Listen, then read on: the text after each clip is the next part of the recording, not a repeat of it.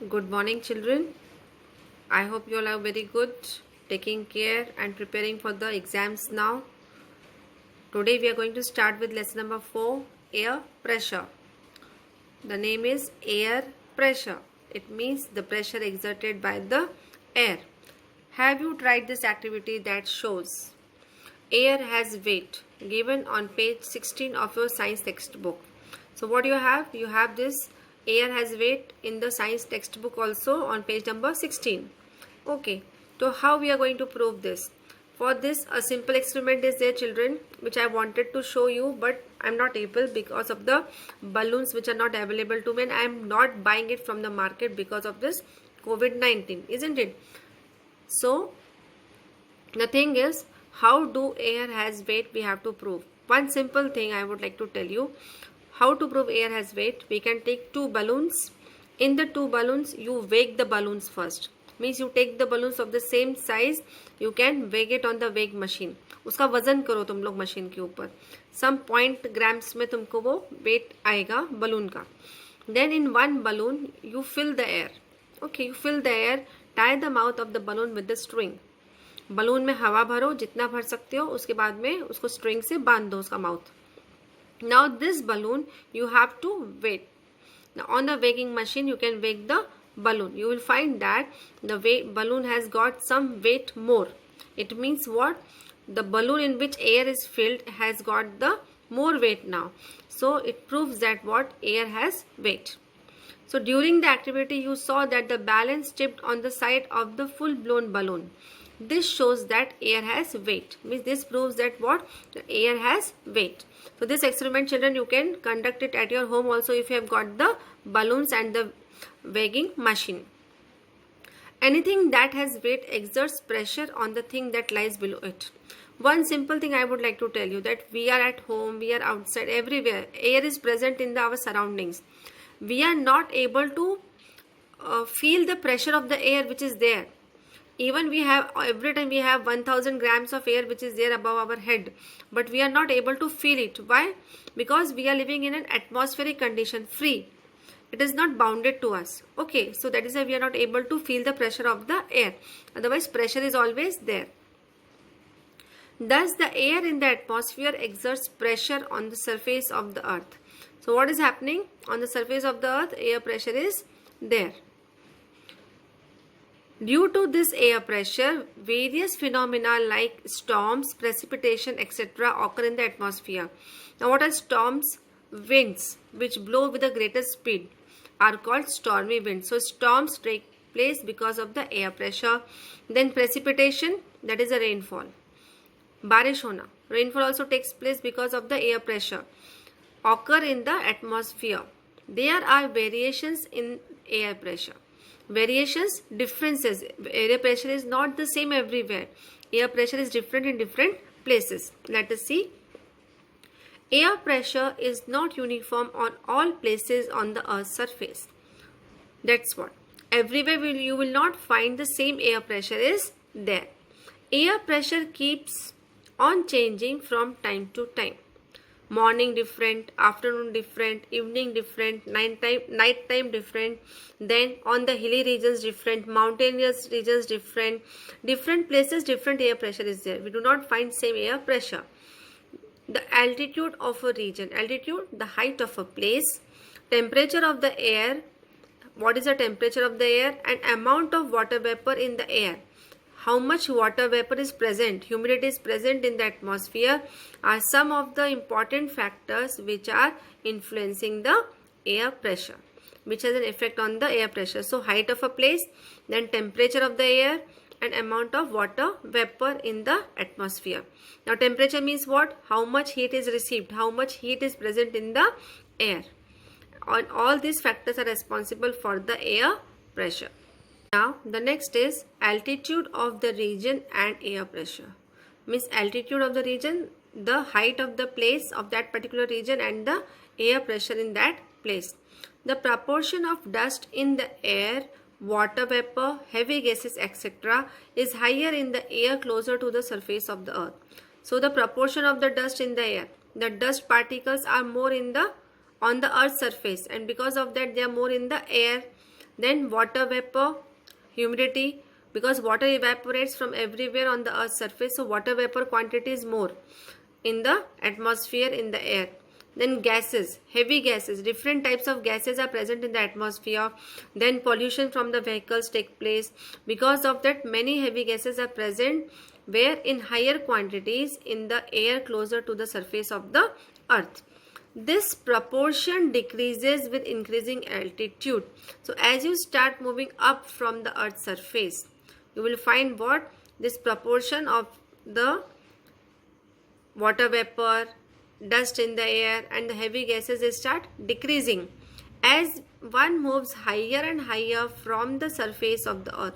So as we start moving from bottom to upward side, the air becomes thinner and thinner. The air becomes thinner because it expands. As a result, the air pressure decreases with the increasing altitude, and therefore as you start moving more and more upwards, the air pressure is less. And that is why when we are going to the hill stations are very, very cool. Okay, we have got one activity regarding air temperature and air pressure. They have given one experiment for us to try it. We would have tried if we would have got this lantern right now. I didn't get it, and it has to be done in the night time or the daytime, isn't it? But I want the students to be with me. Therefore, you can try it at home.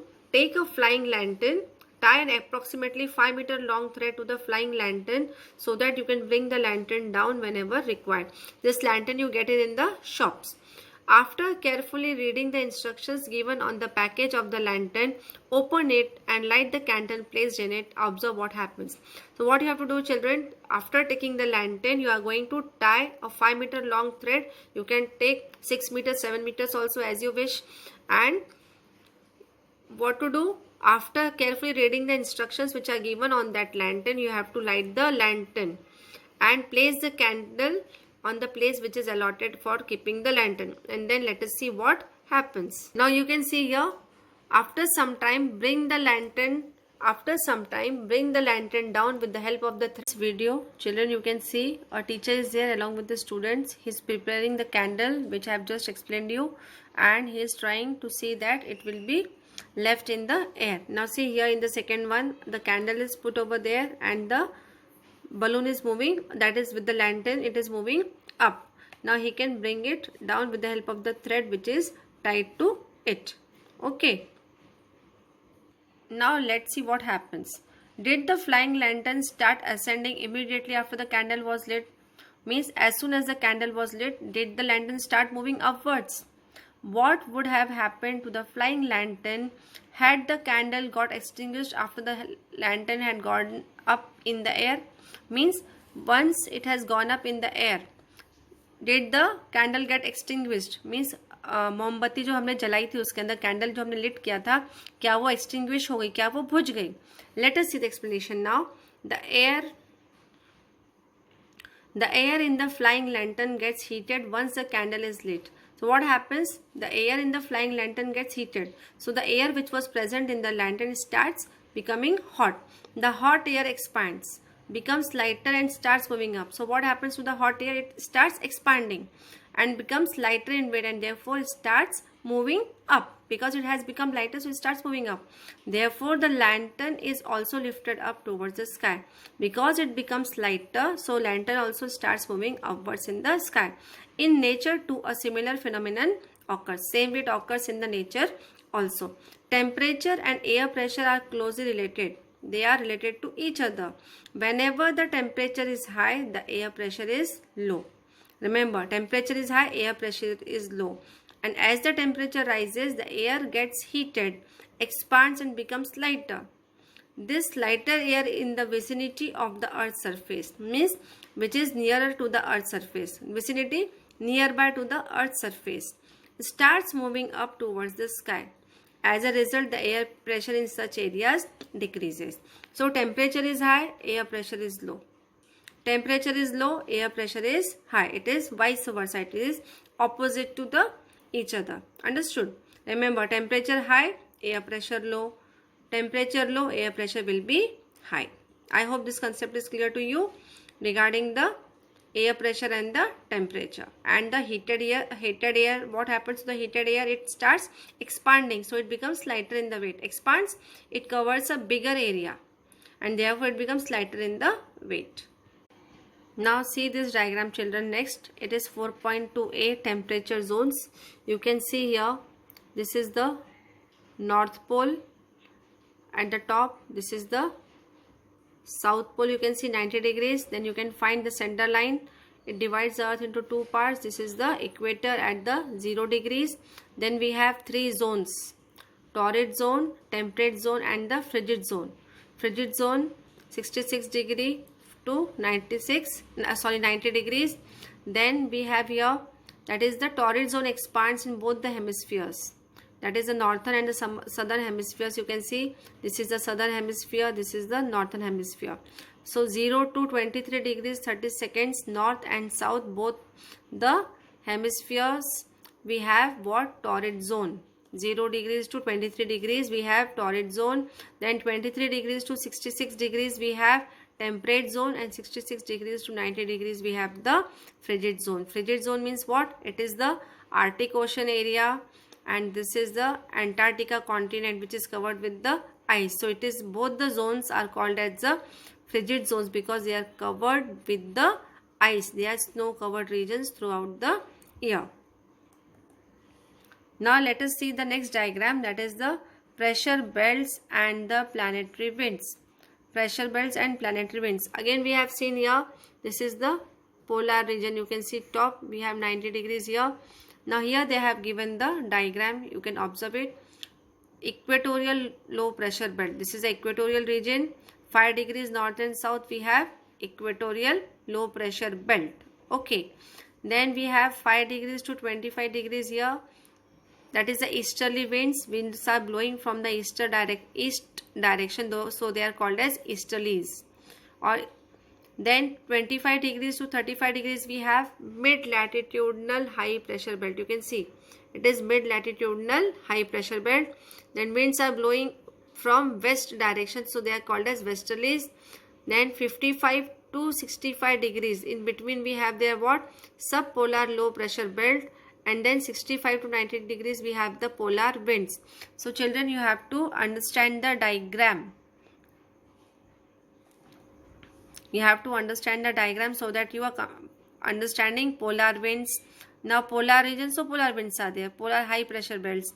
So high pressure belt to low pressure belt, the winds are blowing. Okay, from high to the low. Always remember, from high to the low the winds are blowing.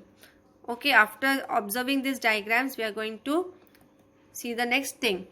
Temperature zones and air pressures. Okay, let us see. After observing both the figures, children, that is the temperature zones and the pressure belts, let us see how they are interrelated to each other.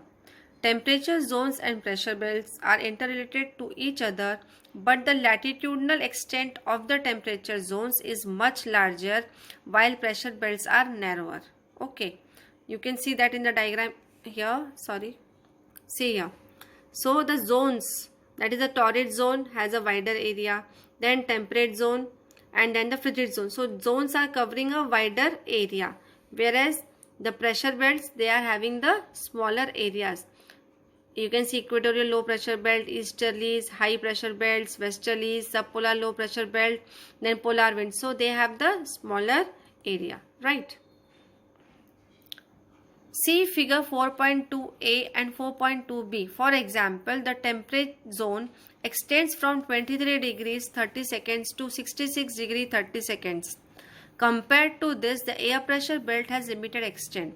You can find the belts are smaller, 5 degrees north, 5 degrees south, 25 degrees to 35 degrees, 55 degrees to 65 degrees. In this way, we have the smaller. Compared to this, the air pressure belt has limited extent. It is generally up to 10 degrees parallel. Understood? The uneven distribution of temperature influences the distribution of air pressure too. So temperature is also uneven and air pressure also is uneven because temperature and air pressure go simultaneously. They are not separated from each other and therefore it is uneven. This leads to the formation of low and high pressure belts horizontally between the equator and the poles. So what happens because of the temperature and the air pressure?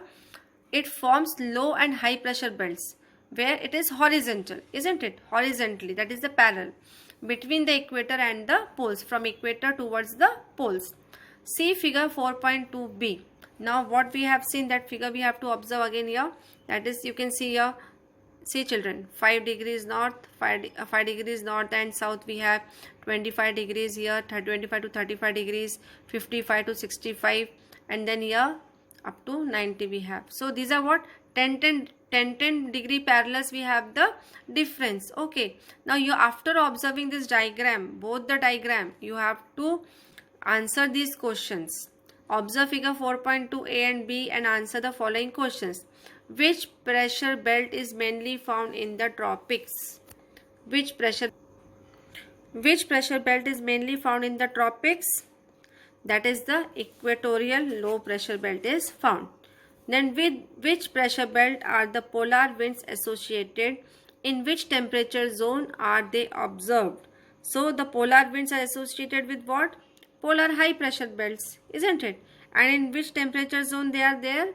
They are in the frigid zone. Okay, they are in the frigid zone. Then what could be the reason behind a low pressure belt in the tropics? That I'll give you the answer so that you can understand. The reason is what? In the tropics, the sunlight is perpendicular. Rays are perpendicular. So what happens? Rays are perpendicular means what? Temperature will be more. Hence, air in the region gets heated here. It expands and becomes lighter in the weight. This in turn leads to a fall in air pressure. So temperature is more, therefore air pressure is less. So this is the reason behind the low pressure belts in the tropic zone. Okay. With which pressure belts are the winds in the temperature zone associated? Now in the temperate zone we have which winds? Mid-latitudinal high pressure winds. Mid-latitudinal high pressure winds you find over there, pressure belts. Then write the latitudinal extent of low pressure belt. What is the extent of low pressure belt? That is 0 degrees to 5 degrees parallels and 55 to 65 degree parallels in both the hemisphere. You will find the low pressure belt. You can see here. See, this is the subpolar low pressure belt, 55 degrees to 65 degrees. Then we have here, this is the equator, we have 0 to 5. So 0 to 5 in both the hemisphere we have equatorial low pressure belt. So we have two low pressure belts, equatorial and the subpolar low pressure belt. Okay, I hope this much is clear to you, pressure belts and the planetary winds, right? These answers we are going to write in the notebook also. I hope the concept is clear to you about the temperature zones and the pressure belts. The remaining part will continue in the next lecture.